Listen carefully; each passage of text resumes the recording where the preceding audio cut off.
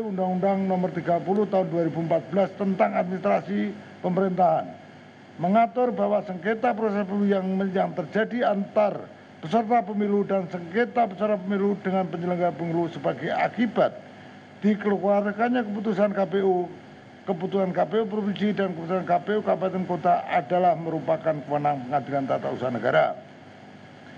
Menimbang bahwa ketentuan pasal tersebut di atas bersesuaian dengan ketentuan pasal 2 ayat 1 Peraturan Mahkamah Agung Nomor 2 Tahun 2019 tentang pedoman penyelesaian sengketa tindakan pemerintahan dan kewenangan mengenai perbuatan melawan hukum oleh badan dan atau pejabat pemerintahan bahwa perkara perbuatan melanggar hukum oleh badan dan atau pejabat pemerintahan merupakan kewenangan peradilan tata usaha negara. Menimbang bahwa walaupun gugatan para penggugat adalah dengan perihal gugatan perbuatan melawan hukum sebagaimana diatur dalam 1365 KUH Perdata, namun substansi sengketa dalam perkara aku adalah berupa akibat diterbitkannya keputusan oleh Komisi Pemilihan Umum. Dengan demikian, secara substansi hal tersebut adalah termasuk sebagai perbuatan melawan hukum oleh penguasa, maka menjadi kewenangan kompetensi absolut Pengadilan Tata Usaha Negara. Menimbang bahwa dengan alasan dan pertimbangan hukum tersebut di atas, pengadilan tingkat banding tidak sependapat dengan pengadilan tingkat pertama bahwa telah terjadi kosongan hukum dengan perihal gugatan dalam perkara aku, yaitu di luar dari substansi yang diatur dalam Undang-Undang 7 Tahun 2017 tentang Pemilu.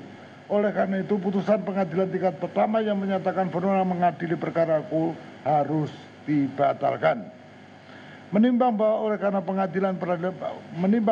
karena peradilan umum CQ Pengadilan Negeri Jakarta Pusat dinyatakan tidak berwenang secara kompetensi absolut mengadili perkara aku, maka eksepsi tergugat tentang gugatan kabur dan materi pokok perkaranya tidak perlu dipertimbangkan lagi dan harus dinyatakan gugatan selain dan selebihnya dinyatakan tidak dapat diterima.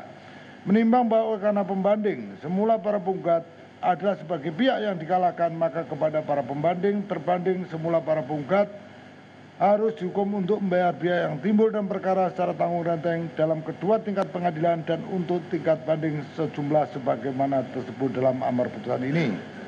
Memperhatikan ketentuan pasal-pasal dan perundangan yang berhubungan dengan perkara ini, mengadili menerima permohonan banding pembanding semula tergugat, membatalkan putusan Pengadilan Negeri Jakarta Pusat nomor 757/PDTG 2022 PN Jakarta Pusat tanggal 2 Maret 2023 yang dimohonkan banding tersebut. Mengadili sendiri dalam eksepsi mengabulkan eksepsi tergugat, menyatakan peradilan umum CQ Pengadilan Negeri Jakarta Pusat tidak berwenang secara kompetensi absolut untuk mengadili perkara aku.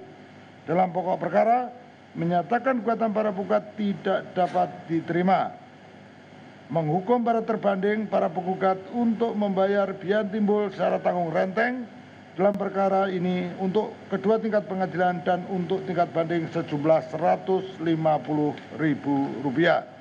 Demikian diputuskan dalam musyawarah Majelis Hakim Pengadilan Tinggi Jakarta pada hari Senin tanggal 10 April 2023 oleh kami, Sugeng Riono SHM selaku Hakim Ketua dengan Subakran Hadi Mulyono SHMH dan Haris Munandar SHMH masing-masing sebagai hakim anggota.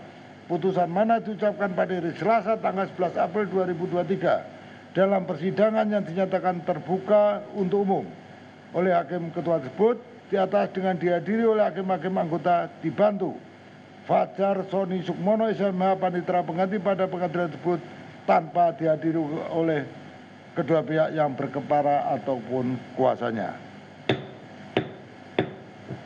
Jadi demikian dari putusan Pengadilan Tinggi, nanti segera dikirim ke PN Pengaju, PN Pusat untuk diberikan kepada para pihak dan panitera untuk disampaikan segera diupload di website.